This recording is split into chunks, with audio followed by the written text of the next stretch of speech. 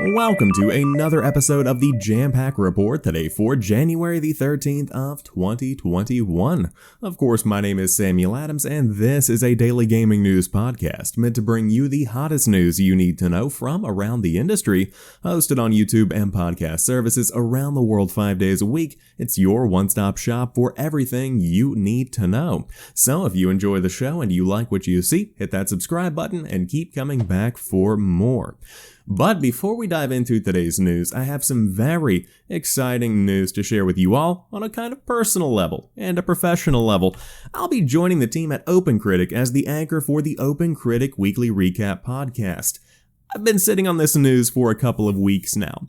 They reached out towards the middle of December, and we've been talking back and forth, signing a couple of papers here and there, but ultimately what you need to know is that you can find me on their feeds once a week on the Critic Weekly Recap, doing exactly what I do here, sharing more information about the biggest news stories of the week. So if you enjoy this show, you'll probably like that show, so you should subscribe and stay up to date on their feeds.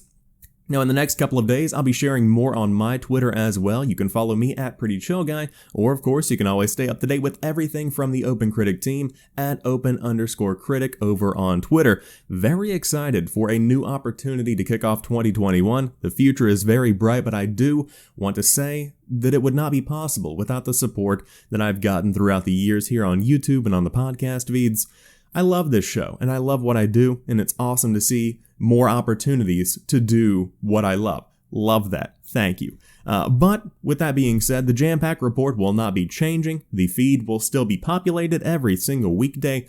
The show, as you know it, not going anywhere. Now, you just get more of me. So congratulations, really, is what it comes down to. But with that being said, we still have some gaming news to dive into because Bethesda is making an Indiana Jones game.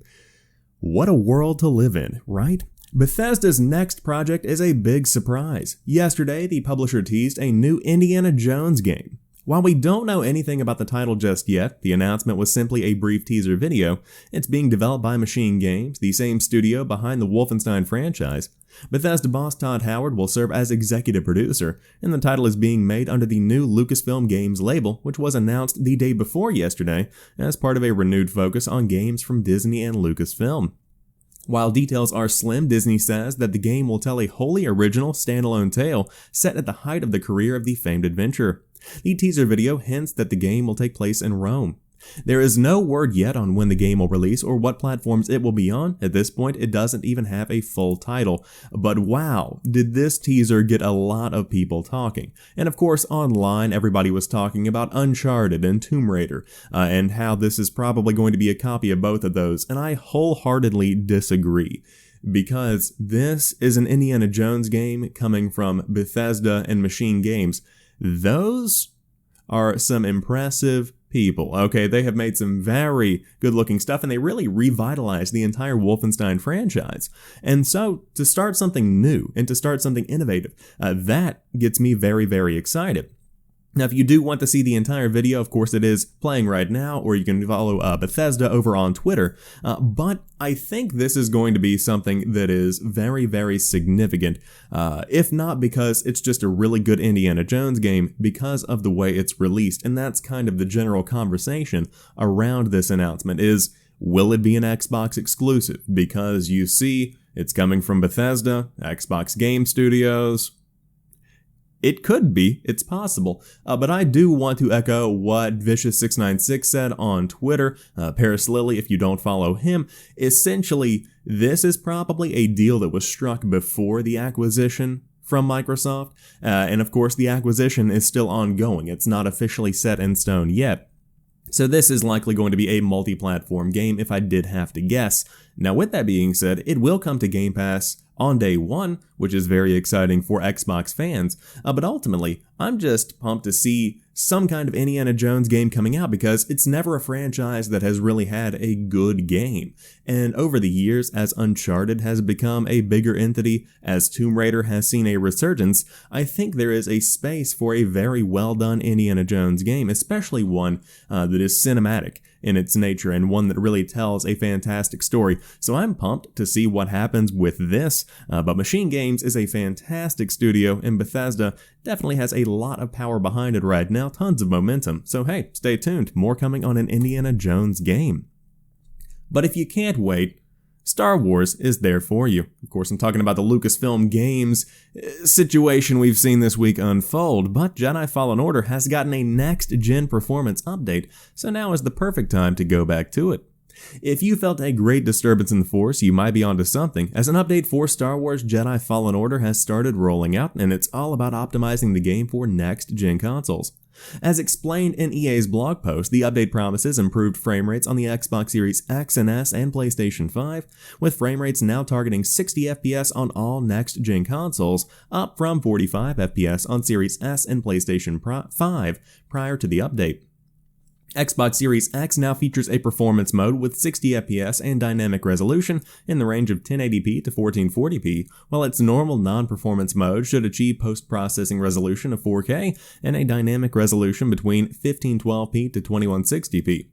PlayStation 5's post-processing has now been increased to 1440p, but dynamic resolution has been disabled and the game is rendering at 1200p, up from 810 to 1080p. You can find the entire list of changes over on the official blog post, but if you were thinking of taking Fallen Order for a spin on Xbox Game Pass, now is a particularly good time to try it out. Very much so agree with that statement. Jedi Fallen Order is phenomenal, and of course it already had the performance modes or the quality modes, if that's what you want to call them, but now you see even more power being put to the next-gen consoles. And it is absolutely a game worth playing already, so I'll probably go back to it. I started kind of chunking away through the areas that I might not have caught everything during my first playthrough earlier this year, so I might go ahead and start that back up because I am feeling in a very Star Wars mood lately. I rewatched the prequels, I rewatched the new trilogy, very impressed with where things are going, so hey, I might dive in and check out some Star Wars Jedi Fallen Order. But as I mentioned, Lucasfilm Games already off to a very good start. Even though it wasn't the entity that really made Star Wars Jedi Fallen Order, the Star Wars name in gaming is very much so on the rise. On top of that, now you have Indiana Jones coming out of the woodwork. So hey, Lucasfilm doing some big stuff in the gaming space. But you can play these games, likely in the case of Indiana Jones, with NVIDIA's GeForce RTX 3060, a brand new card that offers ray tracing for $329. NVIDIA clearly doesn't think its Ampere-based GPUs are accessible enough. The company has unveiled the RTX 3060, a more affordable alternative to the 3060 Ti that even leapfrogs higher-end counterparts in a few areas.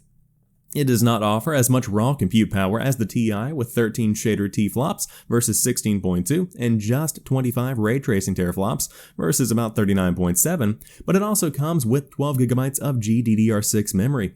That's more than the 10GB in the RTX 3080, let alone the 8GB in the 3060 Ti. If what you're doing depends on more memory, it is worth considering. You should still get all of the benefits of the RTX 30 boards, including improved ray tracing performance and DLSS. This is, however, the first NVIDIA GPU to support resizable bar technology that lets the CPU directly access the card's memory. Much like AMD's Radeon RX 6000 series, you'll see a slight speed boost with the right hardware, and in this case, that would mean the right motherboard. Cards will be available from a variety of partners in late February, starting at $329. That's not a huge price advantage over the $399 of the Ti, but it might help if you're just looking for the most affordable Ampere card you can buy. It will certainly outperform the aging Radeon RX 5700 cards in its price class. The biggest challenge may be to find one in stock. Crypto miners and others have already created shortages for the RTX 30 series cards, and it might not get any easier with the 3060. $329. This is the Xbox Series S of new NVIDIA graphics cards. It's not going to be pushing the boundaries of what's possible graphically, but it does a pretty great job of getting the job done and giving you some ray tracing to boot. So this would be probably the upgrade that I would go for currently with my current rig. Right now I'm running a GTX 1070, so if I were to upgrade, I would probably go for a 3070 or a 3060, but for $329, again, you're getting down to that impulse buy price range, where if you did want a graphics card and you found one of these online in stock, you might just go ahead and pull the trigger, because why not? pretty beefy upgrade, gives you RTX, you're very, very much well off in the grand scheme of things. So, of course, this is one of the many announcements that has come from this week's CES conference, and of course, more is going to be coming down the pike as well. But as AMD continues to heat up, NVIDIA is forced to compete in a very big way, and this has been rumored for a while. So if you're looking for a lower-end mid-tier PC upgrade, the RTX 3060 offers a pretty great price for $329. But again, is it worth saving $50 in exchange for not having that 3060 Ti? Still kind of up in the air on that one, but if you're super budget-minded, hey, why not? But to round out today's show, a new Sony patent describes a system that lets players leave in-game text, images, and audio tips. As spotted by Scrub Wiki, a patent describes a means of gathering and displaying in-game tags which aid other players. Such tags introduce an additional dimension of community participation to both single and multiplayer games, the patent reads. Through such tags, players are empowered to communicate through filtered text messages and images as well as audio clips that other game players, including top-rated players, have generated and placed at particular coordinates and or in context of particular events within the game space. The patent, which brings to mind Dark Souls' in-game player-to-player messaging system, introduces an annotated But to round out today's show, a new Sony patent is describing a system that lets players leave in-game text, images, and audio clips. If that sounds familiar, it's basically a beefed-up version of what Dark Souls brings to the table. As spotted by Scrub Wiki, a patent that But to round out today's show, a new Sony patent describes a system that lets players leave in-game text, images, and audio tips. As spotted by Scrub Wiki, the patent describes a means of generating and displaying in-game tags which aid other players. Such tags introduce an additional dimension of community participation to both single and multiplayer games, the patent reads.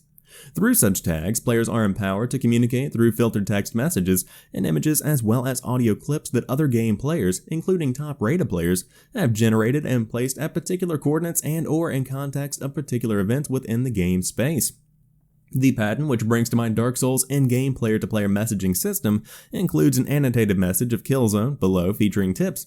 One piece of advice highlights a specific enemy and includes the warning, watch out for this guy as you come around the corner. Research reportedly conducted by Sony and distributed to developers in 2019 outlined several key issues PlayStation users were encountering with single-player games, including the amount of time it takes to locate gameplay solutions online when they're stuck. This issue is also referenced in the newly discovered patent. In order for a game player to obtain a complete walkthrough of a particular interactive game, the user may have to visit multiple websites on the internet, it reads. Since these websites tend to be unofficial, there is often an issue with the veracity or accuracy of the information displayed on these websites. PS5 launch title Demon's Souls includes over 180 help videos available through the PS5's Activities feature, which Sony says is designed to remove barriers to gameplay by enabling players to bring up its hints without leaving the game.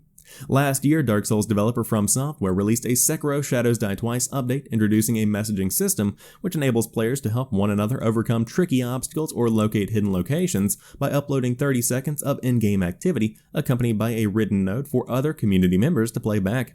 If messages are watched and rated, the messenger's HP recovers. So, what you have here is a very interesting take on when you need help in a game.